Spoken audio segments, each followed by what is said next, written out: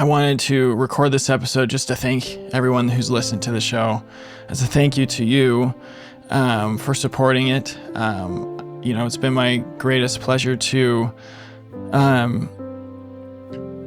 keep the show going, to edit the episodes, to interview the guests, to come up with themes for the solo episodes. It's been such a creative outlet for me, and also just a way for me to serve you guys. And I hope you guys have felt that over the course of these last 4 months now. Hey, welcome back to the show, everybody. Well, the big announcement is that this is the end of season 1 of Trust the Process. When I originally started this show, I had originally planned to keep this as a continuous show, going through the whole year and everything. But recently we've had some of the things happen with the production and the team that just made it make more sense to do seasons. Plus, that just gives me more time to focus, and in between the seasons, to focus on how I can better serve you guys and kind of get more in the planning and into the weeds of that kind of stuff. So I'm really excited for this new chapter for the show, and it's been incredible. I wanted to record this episode just to thank everyone who's listened to the show, as a thank you to you for supporting it. It's been my greatest pleasure to keep the show going, to edit the episodes, to interview the guests, to come up with themes for the solo episodes. It's been such a creative outlet for me, and also just a way for me to serve you guys. And I hope you guys have felt that over the course of these last 4 months now. And I want to just kind of highlight some things from each episode or each interview that I've done, which I'll get to in a second. But it's blown my mind just how vast of an audience this show has gotten in such a short amount of time. And I'll just read on my little stats report for the show. We've had, obviously, in the United States, but even in Australia, Germany, Brazil, Switzerland, Mexico, Ireland, Spain, India, Belgium, Colombia, Norway, Georgia, which apparently is a country, I didn't know that, France, Canada, the Netherlands, Sweden, Qatar. Like, that one really surprised me there. Poland, Romania, the United Kingdom, and New Zealand. I'm just a kid from Provo, just trying to do his part. And so the fact that people in all parts of the world are listening to this show just means the world. And I hope that it's reaching your guys' hearts as much as it is mine. And so I guess my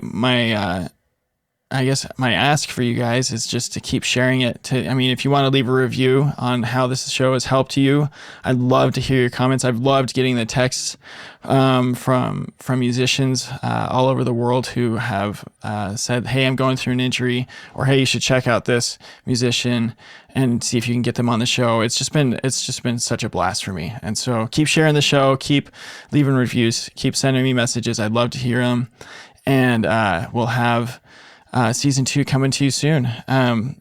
So for this next part of this episode, I just want to kind of go through each interview that I've done and just kind of share what I thought were the greatest moments. I've said this on the show many times before, but my favorite 2 questions to ask are the ones that I ask at the end,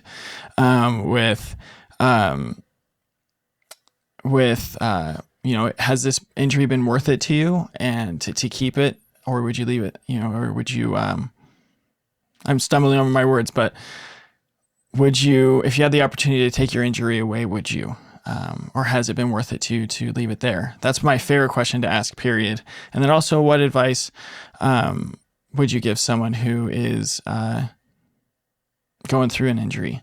And so I just want to go through, I'm going to share a highlight from each episode, just kind of a way to sign off for the season, and we'll see you later in 2024.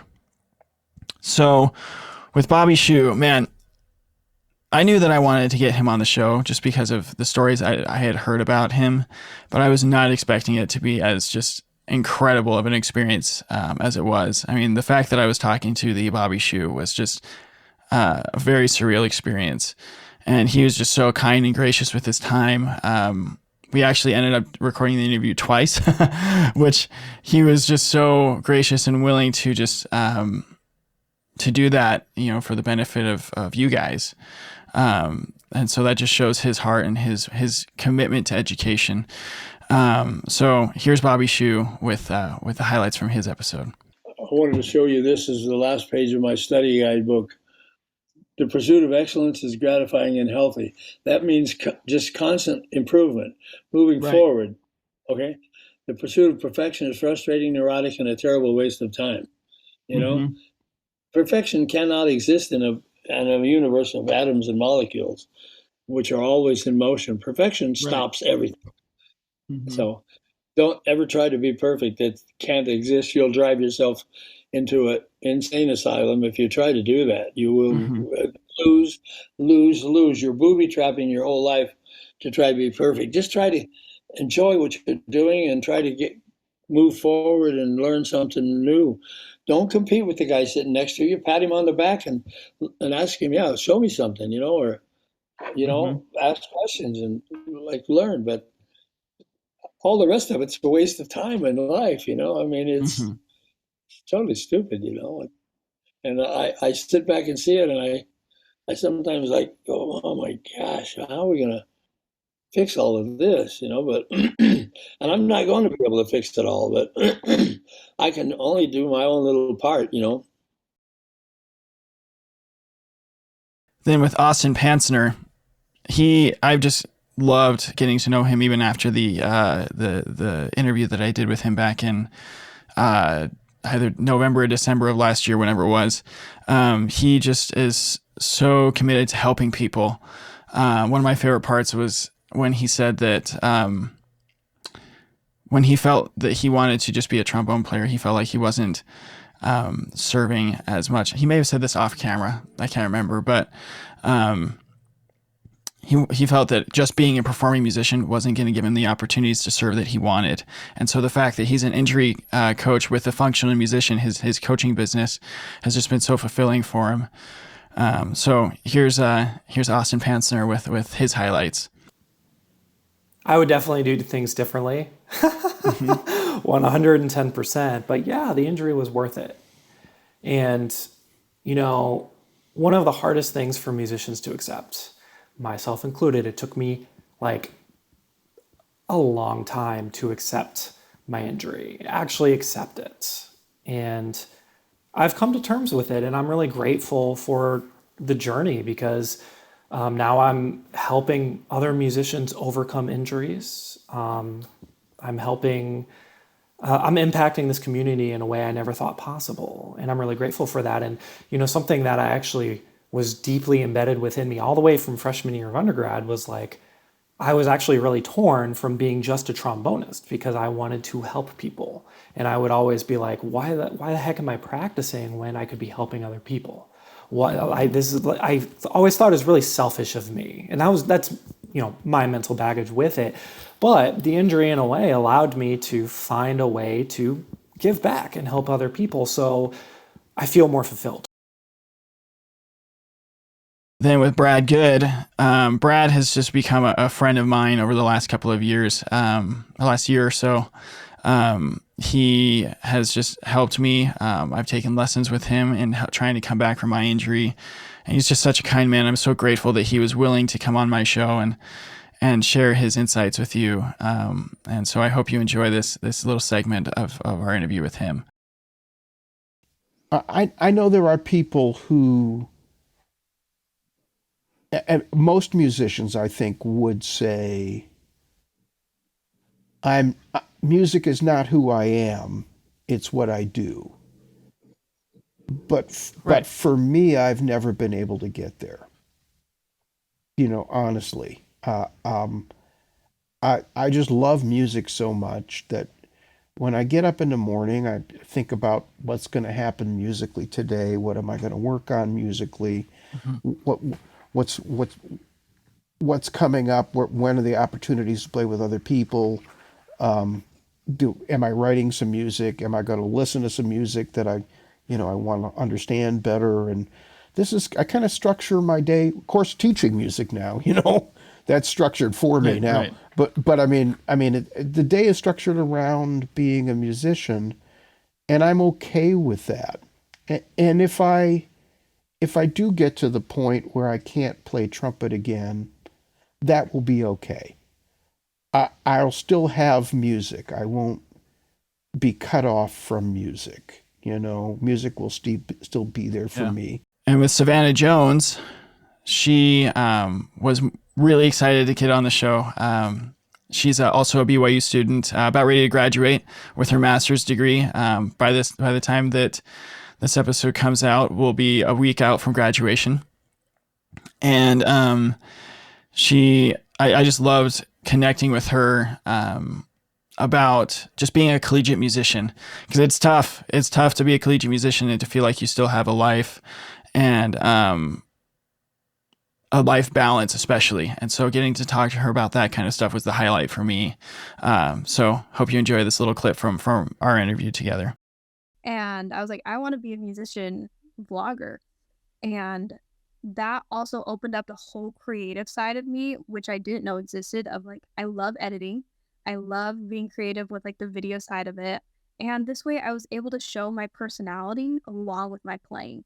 I think a lot of times it can be hard for musicians to like show who they are, especially on social media, because you just see their playing. And so I was able to do voice. I was able to do like, come with me to practice, or like trying to memorize a piece in one day, and like sharing that process. And I found that a lot of people loved it, because it was combining classical music, which can be seen as very pretentious almost, but then combining it with like the fun parts of like, it's very interactive, it's very real. Then with Frankie Losurdo out there in Australia, that was just super fun. First of all, to talk to somebody from Australia, and for him to be willing to get up at the crack of dawn to do this interview, which I think was like about this time of day, about 4 or 5 p.m. In Utah. That was just really special for me. I felt really humbled that he was willing to do that, and I just was blown away by how much physiological and anatomical knowledge that he has, and also his commitment to get that information out there.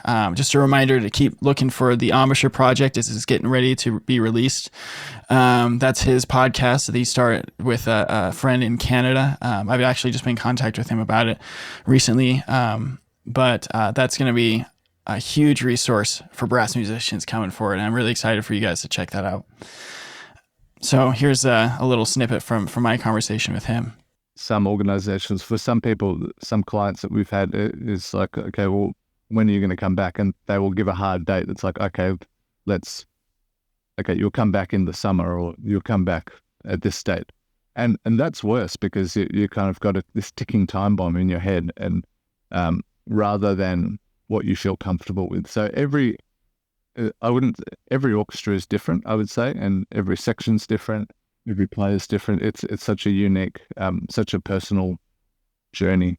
Then we had our conversation with Dr. Brian Harker, and he's just such a kind man. I'm so grateful that I've had him as a professor, and also just as a mentor, someone I could talk to and talk through my injury multiple times. Actually, he's always been constantly checking up on me and how my recovery has been going, and I was so appreciative of his perspective, and I was so grateful I got him on the show, because, the reality is, I believe that every injury you are able to recover from in an from an instrumental standpoint.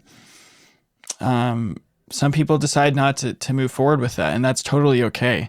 And you can have such a beautiful life and beautiful career in whatever you choose to do. And have that experience with your instrument inform that career and in new and beautiful ways. And that's what I got from Dr. Harker's interview. And so if you haven't checked it out, please go check it out and listen to it. There are some very beautiful and emotional moments for me, actually. I was getting kind of choked up when I was editing that episode. So I hope you enjoyed this little snippet from my interview with him. Oh, well, I guess it's not something I would have chosen. I mean, but knowing what I know now, I wouldn't have changed anything, because, like I say, I think sometimes in life we're denied things that we want more than anything else, and in order to appreciate the lesson that you need to learn from that experience, you have to basically receive it humbly. And so I guess I'd like to think if I knew what I know now and I went back in time, I would do things differently for sure. I would study harder. Yeah. But I don't think I'd change anything else.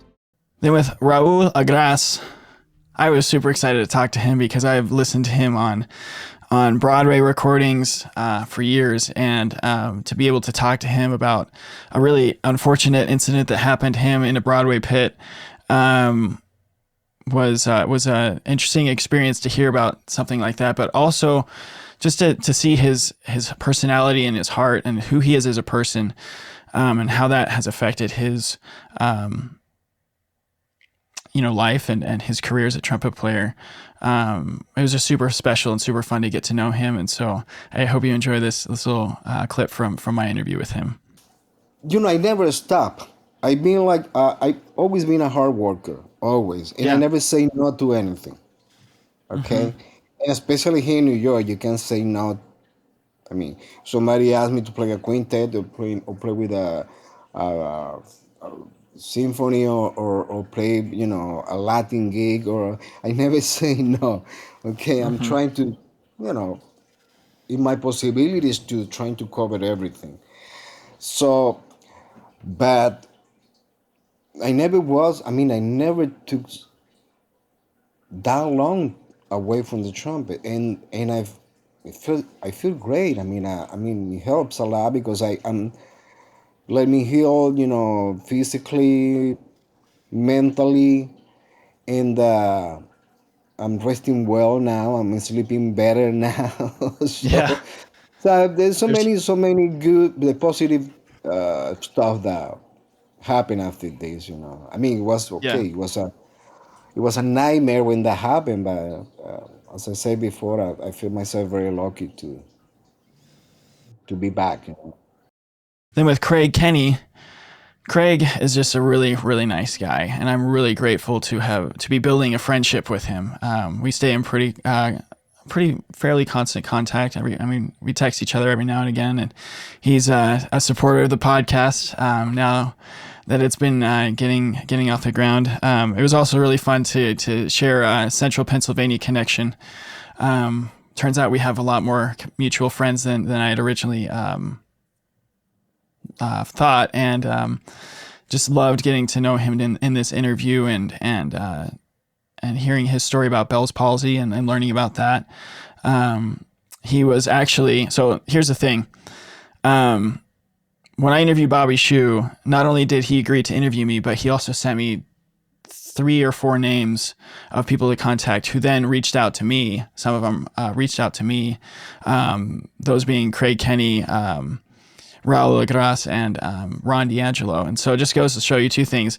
Bobby Shu knows everybody apparently. And then also there are a lot of people out there that have a story to share, with injury recovery.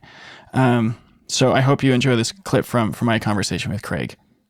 I mean, not that I ever had a big ego, but it's like, you don't want to be torn down even further than, you can make yourself. But yeah, and the other thing, Bobby taught me was patience, because, that was the whole thing. You can't rush it, and everybody comes back at a different pace. I'm working with 2 people now with Bell's, and it's amazing how it's a different rebound with everybody. Then my interview with Dr. Kristen Bromley, that was probably one of my favorites. Definitely one of my favorites. I don't know why I said probably. I've toured the world with Dr. Bromley quite literally, and or at least Western Europe, and just had so many special and, for me, sacred experiences, musically and otherwise, with Dr. Bromley. And I'm so grateful for her mentorship over my time at BYU, and for her expertise, and her faith has always inspired me as a man of faith as well, and a member of the same congregation as her. And whatever you guys believe, I hope that faith becomes a core principle. Depends on whatever you believe in from a theological standpoint, but faith meaning that you believe that things will get better. And that you have the power and capability of playing a part in making things better for you. That's the faith that I hope that more than anything that you get from your injury and your injury recovery and just being a musician. And so that was my biggest takeaway from Dr. Bromley's interview, from our conversation together. And here's a little snippet from our conversation. It was in the middle of the summer sometime. I had taken that brace off, and I would see if I could twitch anything, and I couldn't. But one day I took it off, and from clear back by the elbow, I could just barely twitch my wrist. And I was like, wow. And so before that had happened, they'd gone in and they would check, they'd shock it and see if the nerve showed any response, and it hadn't. Zero. Put needles in, shocked it, no response. And then they'd say, oh, I think maybe. And it's like, no, I know you're just saying maybe because you're hopeful. But what I knew was I had been promised from God that I would have a full recovery in time. So I just kept going forward knowing I would have a full recovery in time. So in the middle of the summer, actually, I trusted so much so that I accepted a concert that I would play a Labor Day weekend. So in the middle of the summer, I think it was in July, but I wouldn't know unless I go back, because I had to film. I filmed me moving it, and then I looked on the film to make sure I wasn't just imagining that I had moved it. But it was so, 6 months later, I could just barely twitch my wrist, and then I started to be able to twitch it a little more and move my fingers a little more. And then that Labor Day weekend, it was the Saturday, I played a concert, but it was with a band accompanying a vocalist. I played some chords. I played the worst solos of my entire life, probably. But everyone thought it was amazing, and they're like, "Can we post this?" And I'm like, "Yeah, let's not post that." But I felt that I shouldn't stop, that I needed to jump back in and not wait to recover. Because I was also in the middle of my doctorate, and they suggested, maybe you should take time off till you've recovered. And I was like, no. So I did my doctoral exams, typing with one hand, my right hand, because I just couldn't use my left hand. And then in the middle of my dissertation and all the research I did, I had to transcribe interviews, field notes, all this stuff. I was mostly typing it with one hand. It took some time, but I could barely play, and I just had to start working on it and start teaching again. I taught that semester that those students were great because I was on a lot of medication, and they were just very understanding. So yeah, and that's when it started. And then I would say it just gradually got better and better and better and better and better. And it was, so the album that I recorded, Simply Miraculous, was the first album I came back with. And that one was like my debut, like here I am. And I recorded it, and I would go into the studio, and my hands would freeze up, and there'd be moments, and I was like, nope, I need to just do this, and this is the start. This is a benchmark that shows that, hey, we're back at it, and I know that sometime I'll get better. So I listen to it, and I can hear those moments, but I actually look at it now, looking back, and I think, wow, look what I was able to do after such an injury, and I'm much less frustrated than I was at the time. At the time, I was very frustrated with when something like the rhythm would go awry, or I'd just be stuck, and I'd be like, oh, that sounded awful because my hands are stuck. But yep, that's been it. And I continue. It's a continual process. The nerve, so I regained 100% function. Then Miles Franklin Smith. That was a really fun one for me because I got to reconnect with a guy I met at ITG last year, a friend that a friend or a person with whom I'm developing a close friendship, and I loved hearing his story, and just how much I could relate to it, because it's we both his was longer than mine so far as an injury recovery time frame, but just hearing his story and his mantra, patience is key. That was a huge moment for me on the show, and I hope it was for you too. So hope you enjoy this little clip from my interview with Miles. I lived then, and I still to this day live by a motto of the fact that patience is key.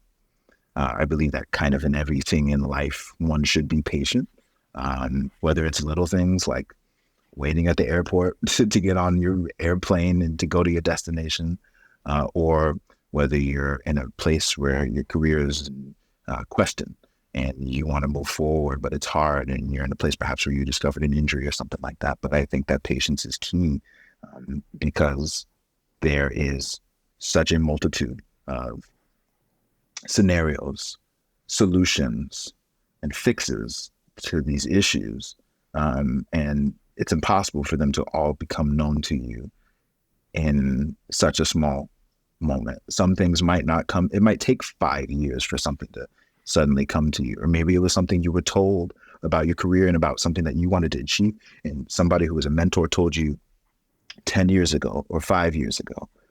And now through your experiences and through your playing in your career, then it becomes more apparent. It becomes something that comes to light through patience.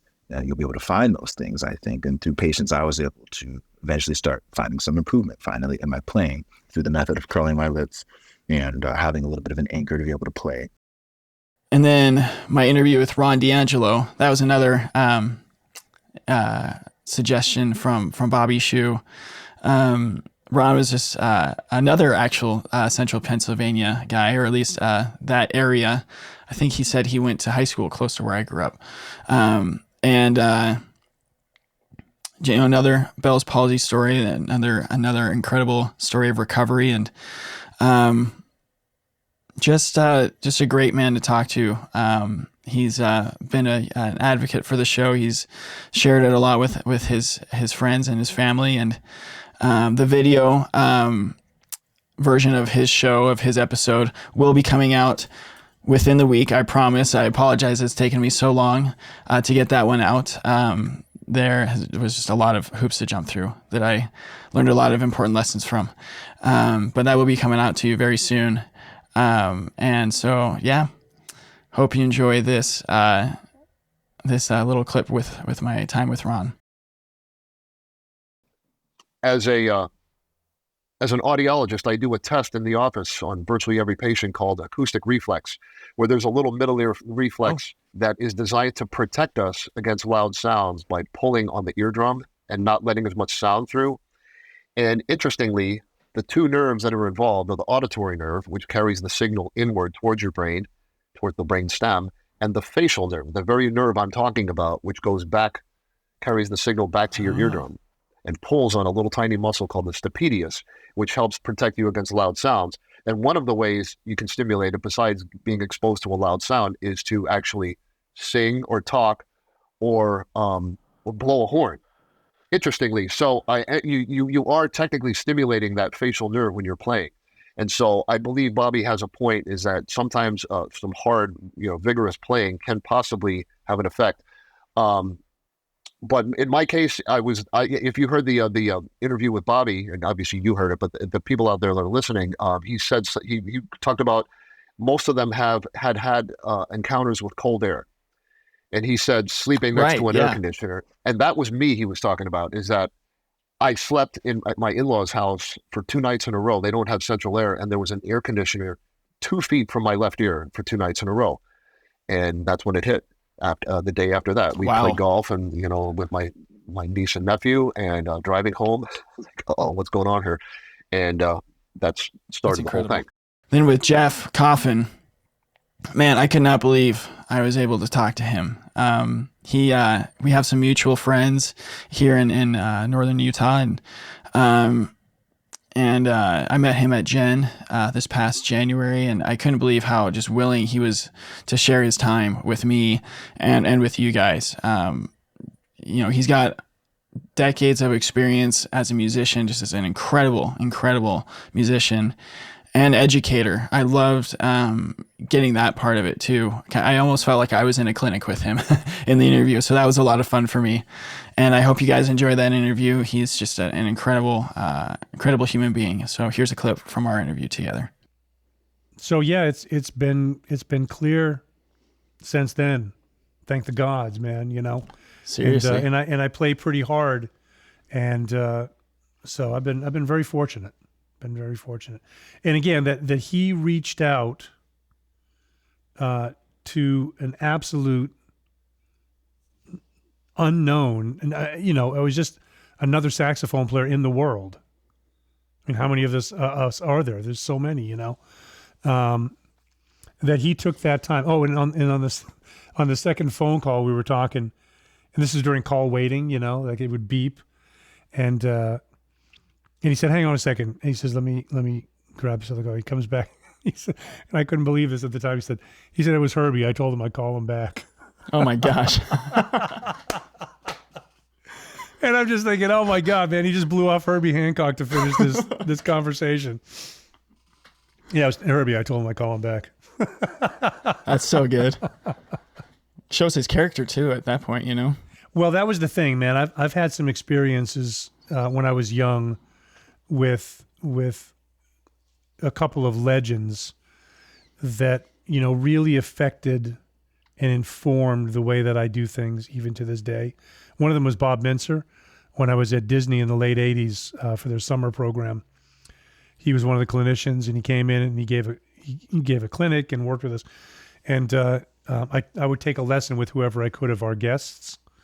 And he was so gracious, man, so kind, and so giving of his time. I still have the cassette tape of it, actually.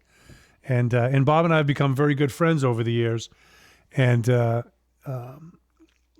that influences how I deal with students. Because he didn't have to do that. He didn't have to take that time. Mike Brecker didn't have to take that time either. But here are the people that, I respected so much and was influenced by their music and by their spirit in particular. And here they are taking time to share their knowledge. And it was, honestly, it was profound. It's still profound to me to this day that those things happened. In my interview with Dr. Lee Pearson, Lee was just a really, really nice lady. I was so grateful to have gotten to know her, and we totally could have just kept talking for several hours on that episode, because just so much of what she talked about, I feel like, are the things that I'm most passionate about being a musician, about being a music educator, and just helping musicians from where they're at, from where their starting point is, and then going from there. I think that's just such a beautiful part of teaching. For me, I see a lot of my Savior, Jesus Christ, in that model of teaching. And I hope you guys enjoyed my interview with her, and keep sharing it. What we talked about in that episode was definitely important for educators to get their hands on. So here's a little clip from my talk with Dr. Lee Pearson. I went to the first, so my Finnish teacher's name was Liisa Ruoho, and I did end up getting a Fulbright to go study with her in Helsinki at the Sibelius Academy as part of my doctorate. So one of the reasons I went back to school is that I have a better chance of getting a Fulbright. But the very first masterclass I did with her in the summer blew my mind. And I went back, I was teaching, high school, after school stuff. And the first thing I did was back up so that I could look at the whole student. Because I had other teachers who would, like with Frances Blaisdell, she would have 2 music stands. She would stand right next to me, and she had her own copy of the music, and she would write stuff on my music and write down notes, so I'm just there sort of trying to take it all in. But when I stood across the room, I could watch the student's whole body, and I could see, what are they doing with their head and their shoulders? I could see how are they using their legs? How are they connected to the ground? What's happening with their fingers? And that was just the beginning of that sort of holistic perspective. And I didn't know beads then, but it changed everything for me. And I've grown from there. And so now what I'm really passionate about is helping people learn how to teach in this way, because we have to look at the whole person. We have to. So going back a little bit to something that you said earlier about all the different, body shapes and stuff. It's a fundamental flaw in music teaching, in the conservatory model, that you have to do it in a certain way. And what we need as musicians is we need to put the student at the center of what is teaching. What does that student need? How does their body work? What are they thinking? What are they feeling? What are they bringing to the situation? What do they want?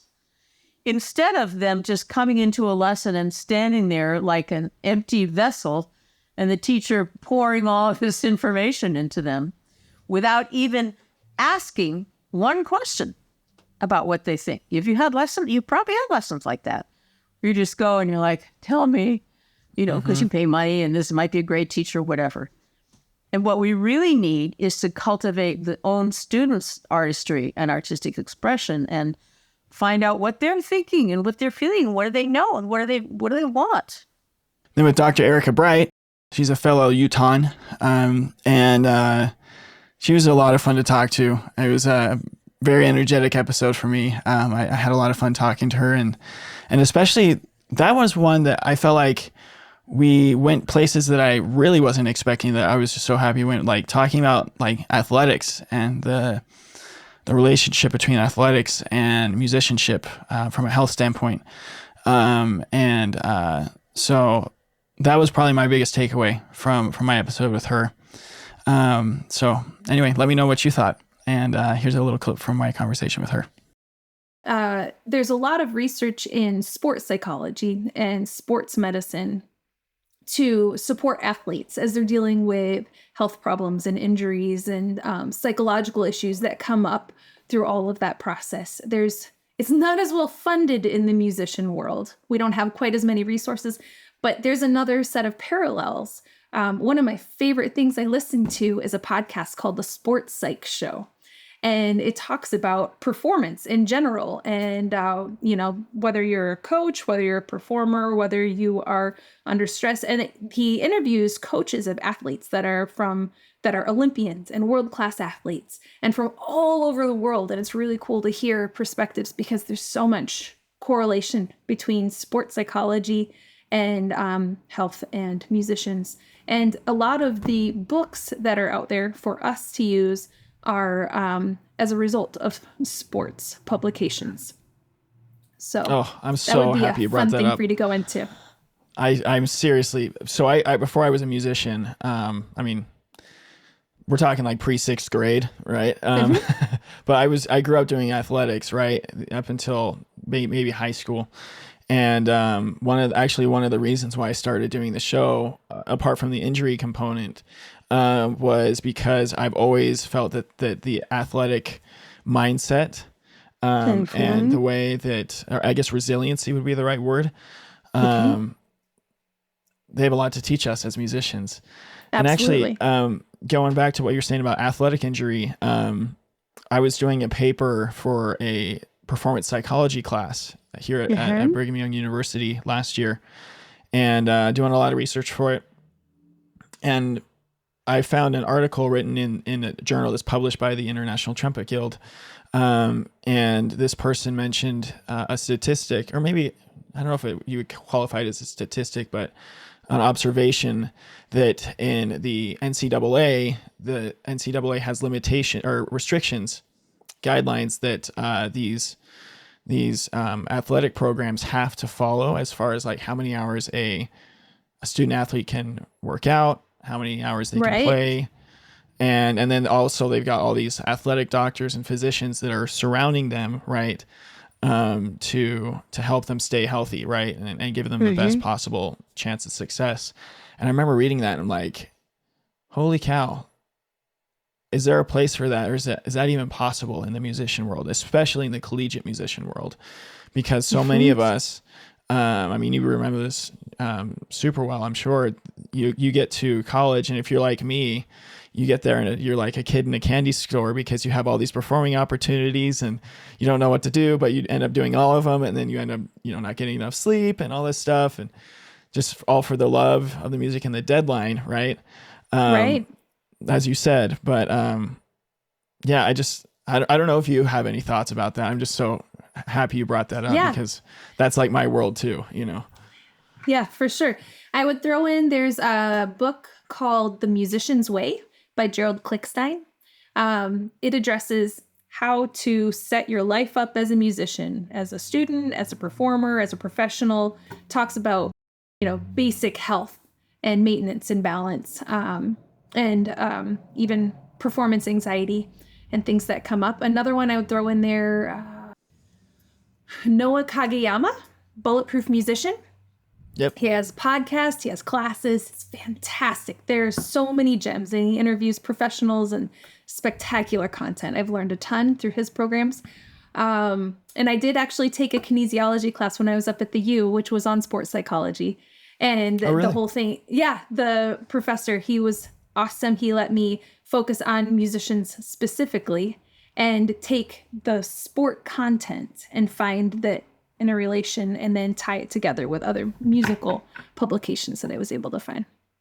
Then with Dr. Noelle Rader, I loved talking to Noelle because, and I didn't know this until I talked to her, but the research she's done about injury prevention in the beginning instrumentalist classrooms, that made me so excited, and it also blew my mind at the same time because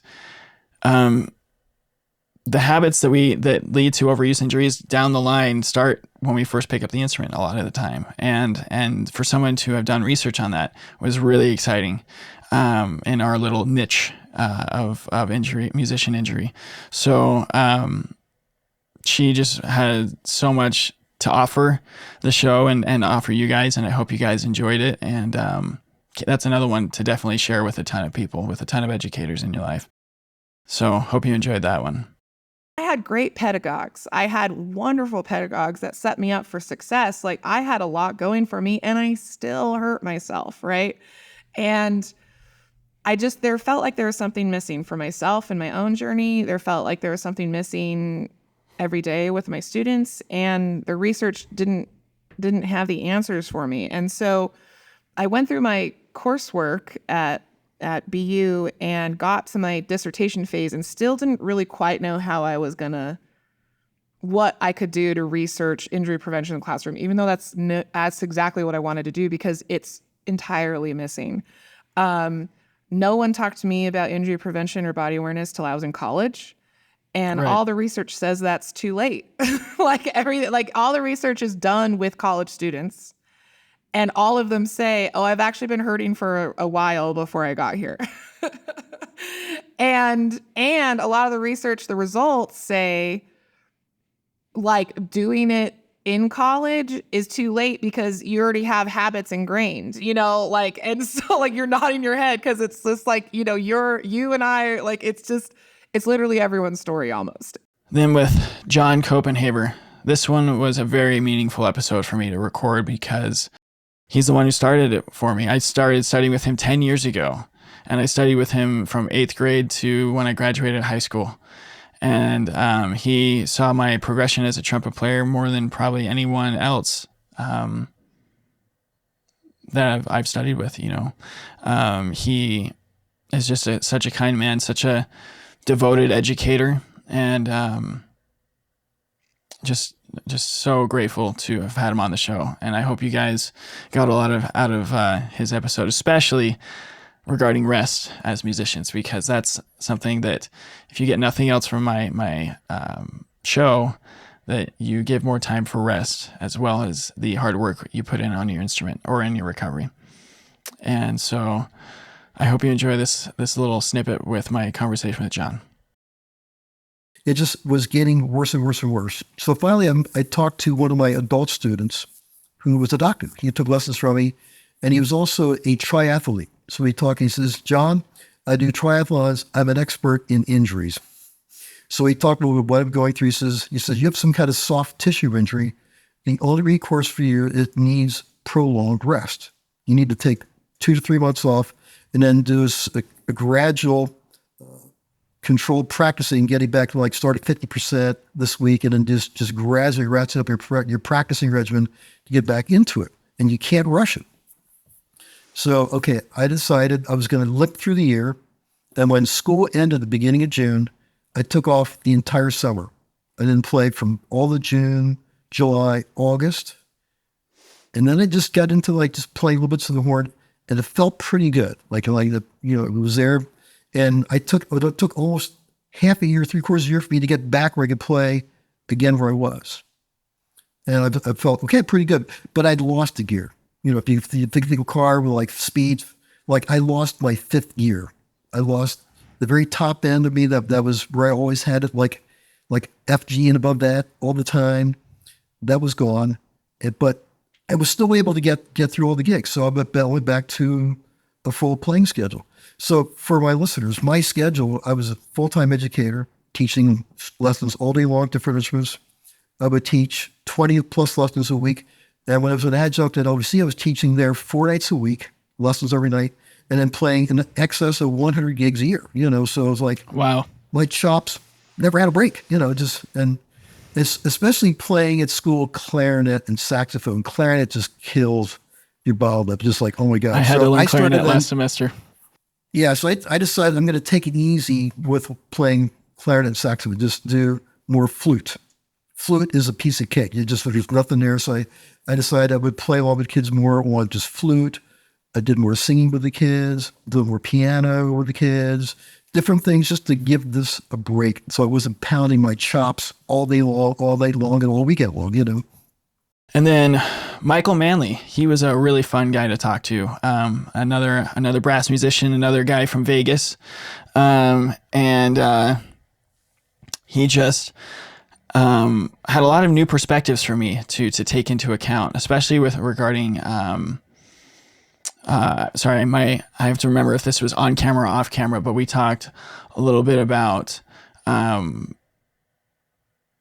this may have been off camera, but about the importance of labor, the labor unions and what it is to be a labor worker in the United States. This may have been off the camera, but, you should definitely go check out his podcast, Empowering Musicians, where he talks a lot about that kind of stuff. But then just the principles of recovery, the principle of mindset. The one moment that I really enjoyed was us talking about, just not giving up our dreams, but also not attaching our value to them. Our personal value to the outcome of our dreams, because that's where a lot of trouble, a lot of mental anguish comes from. So I hope you enjoy this little clip from my interview with Michael. Yeah, and that's so true. And I think that's one thing that I kind of realized later in life was really not healthy, was like when my injury happened, I really had nothing else going on in my life that I had thought about as a passion that I could pursue. Later on in life, I got into writing, and so I do that as well. I did experiment a little bit in college, but again, I was so narrow focused. I was like, well, I can't stop and do a double major. I've got to go on and play the French horn, right? Mm-hmm. But you're right. It's not healthy to have that one track mind and that one track kind of like feeling that, well, my ego is just gonna like die if I don't have something else, like right. If I can't do this one thing. Yeah, ego. And so keeping it in perspective, is really key. And I think one of the things you touched on that I wanted to talk about was this idea of like extra musical things. And I think one of the, and I don't think it's this way now. Again, I've been out of school for many years, but I think when I was in school, there was a tendency to be like, well, I'm just going to practice in a practice room and, play Petrushka or whatever it is for like 4 years and then win a job. And so there was a lot of students that I remember being in a music festival called the Norfolk Festival. in Connecticut, and it was a chamber music festival, and that was really my passion. I formed a quintet there, and our quintet, we really loved making music. We did some really cool stuff together, and there was another quintet, and I don't mean to like be badmouth Juilliard, but they were all from Juilliard, and we would have lunch, and like they would variously sit down with us and tell us how they hated their group and how none of them got along, and I'm like, well, don't you guys play chamber music at Juilliard? And they're like, no, we just like sit in a practice room all day and work on excerpts. And it's like, well, if you can't be a good colleague and if you can't collaborate, you can't have a career. Because I was never like the number one player, and my career has never been about being the best. It's always been about being the one who can serve music. And so I developed this, because I also worked with toxic colleagues like we all do, who did not share that view. And I came up with this idea of what is my purpose when I make music with other people. And I discovered that my purpose was not to play perfectly. It wasn't to be the best. It was to make everybody around me sound good. Yeah, totally. And if you think about it that way, you're like, okay, well, I'm here to make everybody around me sound good. And then I just remember, and I talk about this a little bit in my podcast, some of the pitfalls that I've seen people fall into, even, you know, and there was the gig that I was doing was a union gig, the Touring World gig that I mentioned, doing Broadway shows. And at the time I was doing it, the contract was not that strong in terms of job security. It's now since been fixed to make it a little better. But at the time, I remember, you know, two people that both played the same instrument. One was principal, one was not principal. The second person was probably a better player, like no question. Complained all the time about the first player. But you know what? The company fired the second player. They didn't fire the first player, right? Because there was this chemistry problem that was really causing problems. And it's like, well, your job isn't to be the best. Your job is to support that other person. And if the conductor or whoever makes the decisions about where people are seated, like they have ears, and if they want to make a change, they'll make a change. But like your job is to really show up and play well, and support everybody around you. And that's it, guys. That's season 1 for you. It's been such a blessing in my life, literally a godsend for me to do this show. As I shared, I think even last week's solo episode, that I never believed that I would be able to make this happen. And yet here we are, 33 episodes into the show. And again, I'm just so blown away by how many people and who and where they are listening from. And I just hope that this has been a blessing in your life as well, that those of you going through those of you who are going through injury feel like you have a sense of community, that you have a resource that you can rely on a little bit, that maybe even you've been pointed to new resources that you can look to help you in your recovery. And then just for the rest of you musicians, or even non-musicians that are listening to the show, that you're finding principles that you can take out of these episodes and applying them to your life. Just that life is beautiful, and it's more beautiful the more you make of it. And I hope that's what you've gotten from the show, and we'll see you next in season 2. So keep on keeping on and trust the process.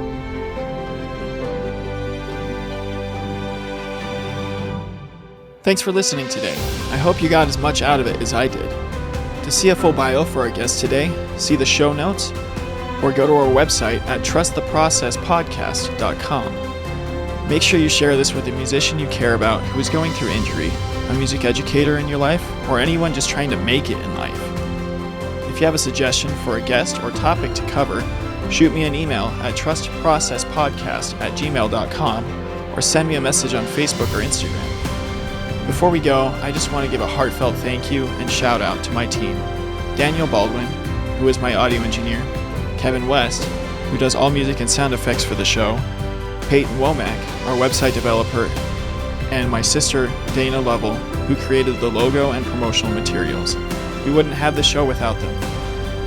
So tune in next time for another episode of Trust the Process.